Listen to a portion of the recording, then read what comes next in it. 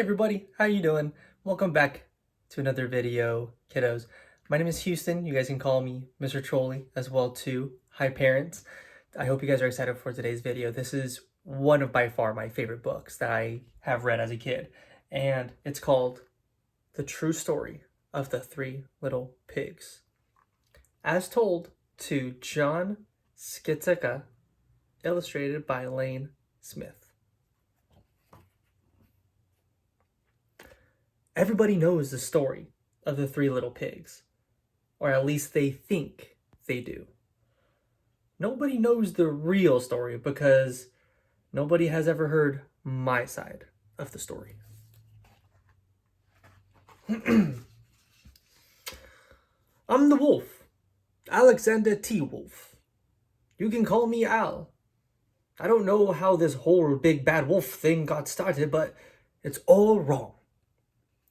Maybe it's because of our diet.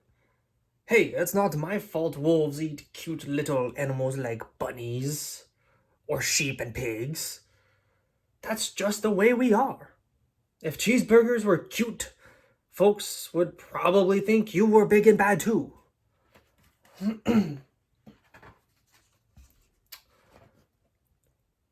But like I was saying, the whole big bad wolf thing is all wrong. The real story is about a sneeze and a cup of sugar.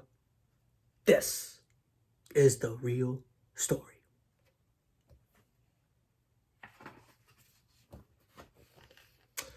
Way back in once upon a time, I was making a birthday cake for my dear old granny.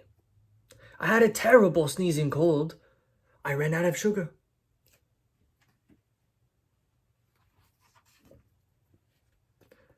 So I walked down the street to ask my neighbor for a cup of sugar.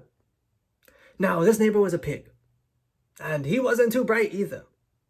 He had built a whole house out of straw. Can you believe it? I mean, who in his right mind would build a house of straw?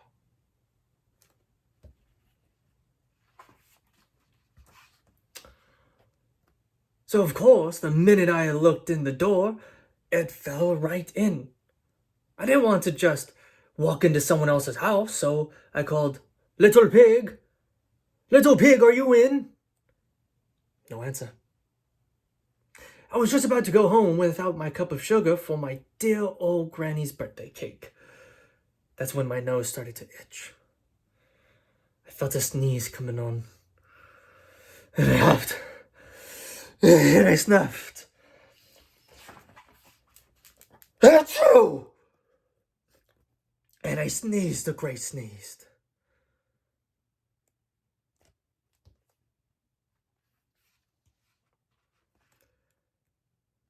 And you know what? The whole darn straw house fell down. And right in the middle of that pile of straw was the first little pig, dead as a doornail. He had been home the whole time. It seemed like such a shame to leave a perfectly good ham dinner laying about. So I ate it up. Think of it as a big cheeseburger just lying there.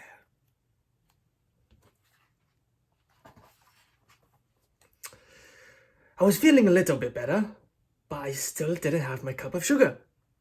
So I went to the next neighbor's house. This neighbor was the first little pig's brother. He was a little smarter, but not too much. He had built his house of sticks. I rang the doorbell on the stick home. Nobody answered. I called, "Mr. Pig? Mr. Pig, are you in?" He yelled back, "Go away, wolf. You can't come in. I'm shaving the hairs on my chinny chin chin."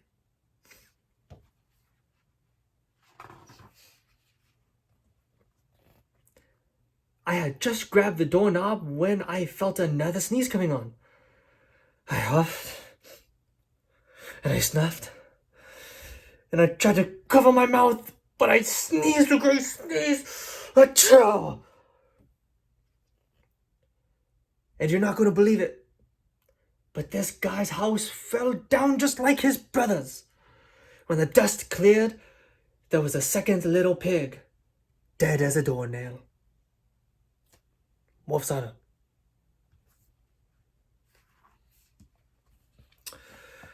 Now, you know food will spoil if you just leave it out in the open, so I did the only thing there is to do. I had dinner. Again, think of it as a second helping. I was getting awfully full, but my cold was feeling better, and I still didn't have that cup of sugar for my dear old granny's birthday cake.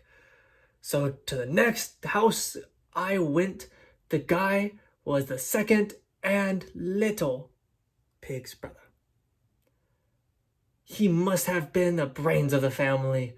He had built his house of bricks. I knocked on the brick house. No answer.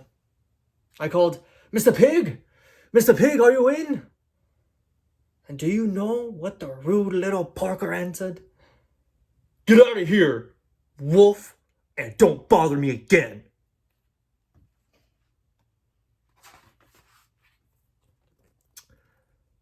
Talk about impolite.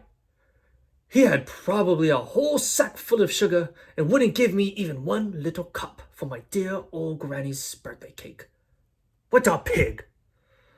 I was just about to go home and maybe make a nice birthday card instead of a cake when I felt a cold coming on. And I huffed, and I snuffed, and I sneezed once again. Achoo! Then the third little pig yelled, "And your old granny can sit on a pin."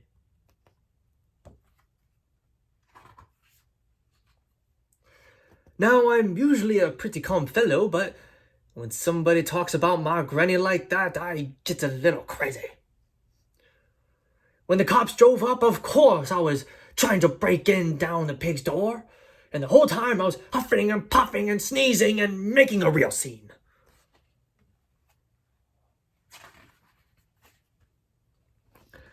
The rest, as they say, is history. The news reporters found out about the two pigs I had for dinner. They figured out a sick guy going to borrow a cup of sugar didn't sound very exciting. So they jazzed up the store with all of that huff and puff and blow your house down stuff. And they made me the big bad wolf. That's it. The real story. I was framed.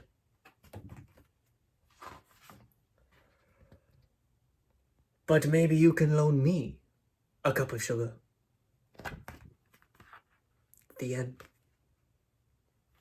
And that was the book, boys and girls. I really hope that you guys really enjoyed it. I know that this one is a fun one. The true story of the three little pigs.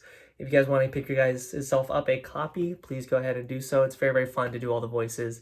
And I hope so as well too. You guys want to follow for more. So parents, if you guys want to see more videos from me, please go ahead and hit that subscribe button. It helps the channel out a ton. And also like and share to any friends or family that you think would also enjoy this video. And kiddos, have a great day. Be kind and be you. Because remember, there's only one you. And parents, if you guys want to follow me on social media, of course, all the links are going to be in the channel as well, too. So I hope to see you guys there. We post a lot of sensory activities and a lot of other options and suggestions as far as books or activities to do as well, too, with your kids. So please have a great day and have a beautiful life. I'll see you guys in the next video. Bye-bye.